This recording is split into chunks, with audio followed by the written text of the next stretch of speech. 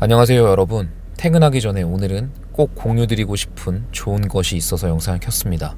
이메일로 사망보험에 가입해주신 고객님께서 사망보험 가입 동기에 대한 이유를 보내주셨는데요. 내용이 너무 감동적이라서 오늘은 그 후기를 읽으면서 영상을 이어가 보도록 하려고 합니다. 영상을 시작하기에 앞서서 사망보험에 대한 가치를 짧게 말씀드려보도록 하겠습니다. 가장에게 있어서, 그리고 한 가족에게 있어서 가장의 경제적인 능력은 굉장히 중요합니다.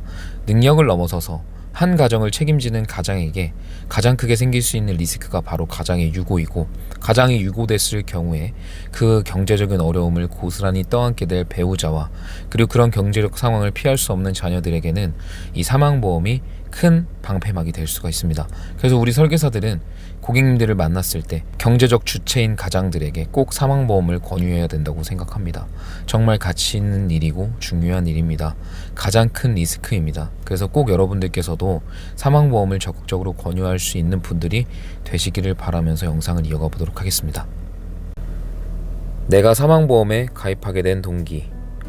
종신보험이나 정기보험이라고 하면 상품명이라 썩 그리 명확하게 다가오지 않습니다. 사망보험이라고 직관적으로 이르는 게 나을 것 같습니다. 평범하고 별일 없이 살아가는 것이 얼마나 어려운 일인지는 재작년에 갑작스러운 암수술을 받고 느끼게 되었습니다. 내가 갑자기 없어졌을 때 남겨질 가족들과 아직은 미성숙한 아이들이 겪을 황망함과 미래의 아득함, 그들이 느낄 나의 부존재의 원망을 생각하게 했죠. 누구나 한 번은 맞이하게 될 죽음의 준비, 오는 건 순서가 있어도 가는 건 순서가 없다는 우스갯소리도 있듯이 갑작스러운 죽음의 준비, 많은 것을 되돌아보게 된 계기였습니다.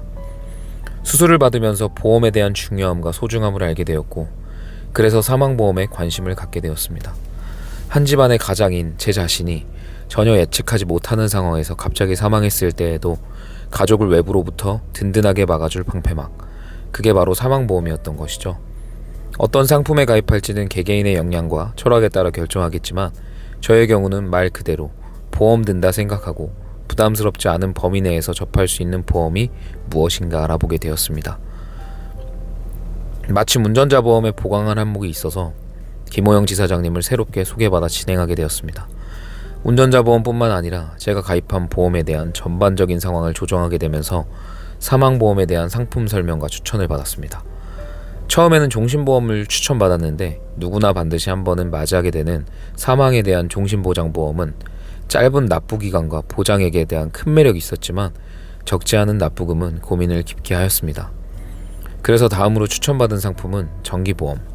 납입기간이 길고 보장기간에 제한이 있긴 했지만 저로서는 꽤 매력이 느껴지는 상품이었습니다. 사망보험이라는 게 형편이 되고 물려줄 재산도 어느 정도 있다면 종신보험이 좋은 선택이었겠지만, 보통의 경우 아이들과 남겨진 가족들의 나이를 생각한다면 정기보험도 좋은 선택지라고 생각하였습니다. 비록 사망보험을 안내하는 일이 김호영 지사장님 자신의 일임을 알지만 자기 일처럼 알아봐 주신 덕분에 최종적으로 정기보험을 선택하게 되었고, 재작년의 수술로 인해 지급률이 5년 후부터 정상화가 되지만 가장 큰 걱정이었던 저의 부존재에 대한 확실한 보험 하나 드러났다고 생각하니 그만한 만족이 없습니다. 사망보험이 어떤 상품인지는 중요하지 않습니다. 남겨진 가족에게 내가 할 수 있는 최소한의 선물이라고 생각하면 어떨까 싶습니다. 제 생각이 그렇습니다. 추신. 그래도 아프면 가족들에게도 아픔이 고스란히 전해줄 수 있으니 늘 건강하도록 노력하겠습니다.